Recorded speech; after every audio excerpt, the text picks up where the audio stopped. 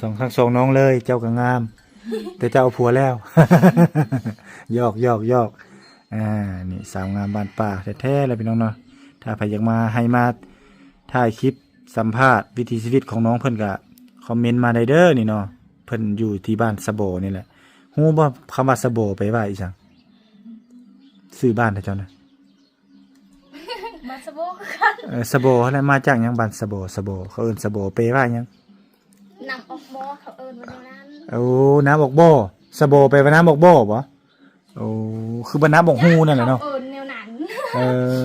ผู้เฒ่าผู้แก่พาเอิ้นแนวนั้น แม่น ถ้าเจ้าเกิดมาก็เห็นเลยแบบนี้เนาะนี่พี่น้องเกิดมาแล้วก็เห็นเลยบ่ได้ฮู้ประวัติความเป็นมามีแต่ว่าตั้งชื่อตามน้ำเนาะเขาน้ำมีน้ำบอกบ่ก็เลย ตั้งซื้อเลย ตั้งชื่อเลยว่าบ้านสะบอเนาะที่จริงบ้านน้ำบอกบ่นี่ บ้านนี้เฮ็ดให้พร้อมบ่เฮ็ดนาบ่ ให้หมดคู่คนเลย นาเด้ หน้ากับผู้เฮ็ดผู้ไม่ได้เฮ็ด บ่หลายเนาะบ่คือให้เนาะ หายชุดลายไว้ ให้หลายเนาะ พอได้กินเฮ็ดนาแบบมันไม่ได้ บ่ได้เข้าเนาะส่วนหลายต้องได้เฮ็ดให้หมดพี่น้องเนาะดินนี่มันดินจับจองมาแล้วเนาะบ่มีแล้วเนาะดินส่วนบุคคลส่วนดินรวมมีบ่บ่มีจับจองมาแล้วโอ้ดินหลายบ่เจ้าอีละ หลายอยู่ หลายอยู่เนาะ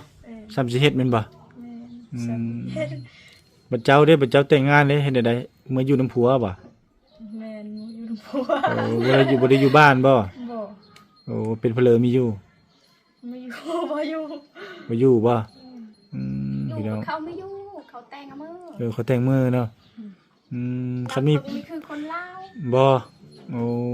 คันมีผู้บ่าวไทยมาจีบมาลมนี่ก็สิลมอยู่บ่ บ่มีผู้บ่าวไทย บ่มีผู้บ่าวไทย เราก็บ่มี อยากได้บ่ผู้บ่าวนั่นผู้บ่าวไทยนั่นผู้บ่าวฮักจริงวางแต่งเด้มีสัญญาณบ่บ้านเจ้า นี่ มีเนาะ เด้อ ผู้บ่าวเฒ่าก็มักอยู่บ่ มัก มักเนาะ เท่ากันมากนะ เนาะพอหางนางไม้บุติติ บ่ติเลยเอาหมด เอาหมดเนาะคะแนนแต่ฮักเฮาเทแล้วก็เลี้ยงเฮากุ้มเนาะ แม่น ฮักเดียวใจเดียว สาวชนบทเพิ่นมักคนจริงใจได้อพี่น้องเด้อทุกข์ก็ทุกข์นำกันเพิ่นว่าสนุกก็สนุกนำกัน นี่พี่น้องสาวเสาบ้านสะบอเมืองบัวละพาพี่น้องยังโสดอยู่เด้อนี่เด้อนี่เนาะเป็นสาวงามบ้านป่าเพิ่นบ่ขี้คุยเด้อ้ายก็โจบมาทางหลังแล้วค่อยๆย่อยๆมายานเจ้าปบอ้ายคันเห็นได้แต่ไกลปบบ่เล่นหนีบ่ บ่ เรียบร้อย